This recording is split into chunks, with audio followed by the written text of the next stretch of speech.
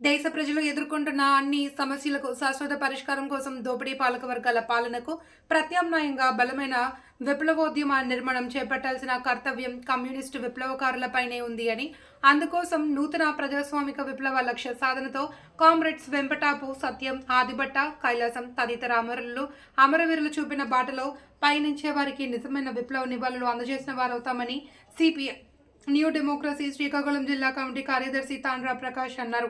శ్రీకాకుళం గిరిజన రైతాంగ సాయుధ పోరాట యోధులు కామ్రేడ్స్ వెంపటాపు సత్యం, ఆదిభట్ల, కైలాసంల 54వ వర్ధంతి సందర్భంగా ఈరోజు శ్రీకాకుళం దరిపెద్దపాడు గాంధీనగర్ పార్టీ ఆధ్వర్యంలో నిర్వహించిన సభలో ప్రకాష్ పూలదండలతో నివాళులు అందజేసి మాట్లాడారు.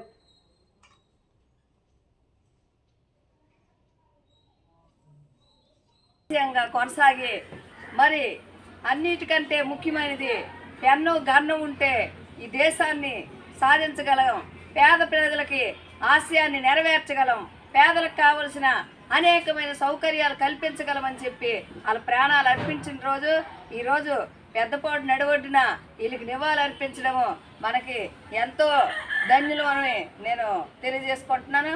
అదేవిధంగా ఈ ఆశయాలు కొనసాగించడానికి మనం అందరం ముందుకు సాగాలని చెప్పి, అదేవిధంగా మన జిల్లాలో కూడా అంకమ్మ, సరస్వతమ్మ, నిర్మలమ్మ అనేక మంది పోరాట యోధులు ఈ జిల్లాలో ఉన్నారు. ఈ జిల్లా ముఖ్యంగా శ్రీకాకుళం జిల్లాని చూసి, ఉద్దాన ప్రాంతాన్ని చూసి ఎంతో మంది ఈ బాటను నడిచిన వాళ్ళు ఉన్నారు.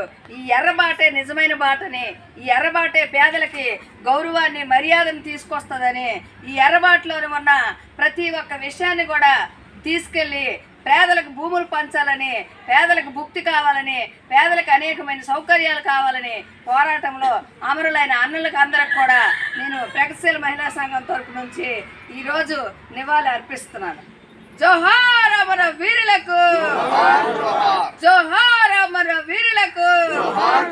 సాధిస్తాం అమర వీరుల ఆశయాలను, సాధిస్తాం అమర వీరుల ఆశయాలను, కొనసాగిస్తాం అమర వీరుల ఆశయాలను.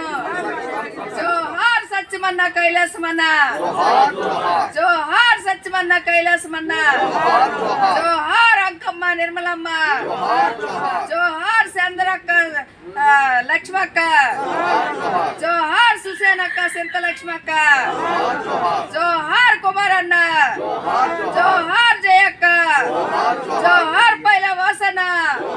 అమరవీర ఆశయాలను కొనసాగిస్తాం, అమరవీరుల ఆశయాలను కొనసాగిస్తాం. కామ్రేడ్స్ మిత్రులారా, శ్రీకాకుళం దరిలో ఉద్యమానికి ఎగిసిపడుతున్న ఈ నెల పెద్దపాడు రెండు దళిత కాలనీలు, ఒకటి తంగివేనిపేట, 2 గాంధీనగర్లో ఉన్నటువంటి దళిత సమూహం.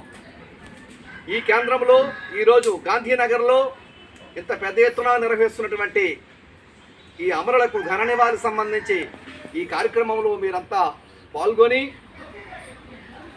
ఈ ఘన నివాళి అర్పించడం అంటే ఈ దోపిడీ పాలక వర్గాలకి ప్రత్యామ్నాయంగా విప్లవోద్యమం, బలీయమైన విప్లవోద్యమం మాత్రమే, ఆ నిర్మాణం సాగినప్పుడు మాత్రమే ఈ మహనీయులకు నివాళులర్పించిన, నిజమైన నివాళులర్పించిన వాళ్ళం అవుతామనేది మనం అందరం గమనించాలి. నివాళులర్పించడం అంటే ఏదో నీటి ధారణ పెట్టడం కాదు, పూలదండ వేయడం కాదు, కేవలం పుష్పాలు వేసేయడమే కాదు, అక్కడితో అది ముగిసినట్టు కాదు.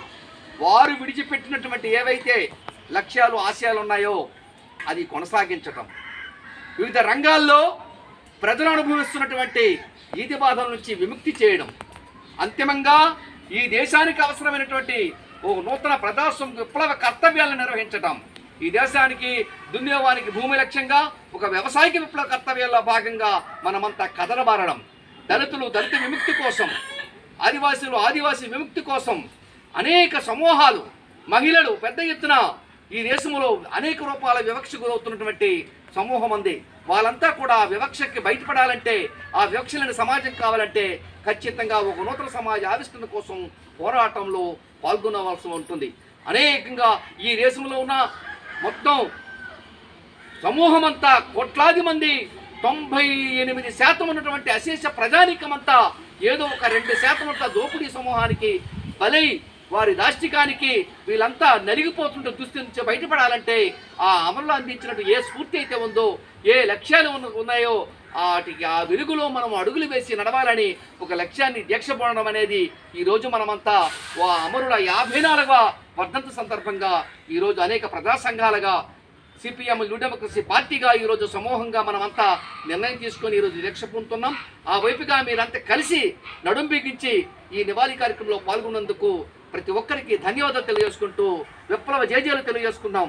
జోహార్ అమర వీరులకు, జోహార్ అమర వీరులకు, అమర వీరుల ఆశయాన్ని కొనసాగిస్తాం.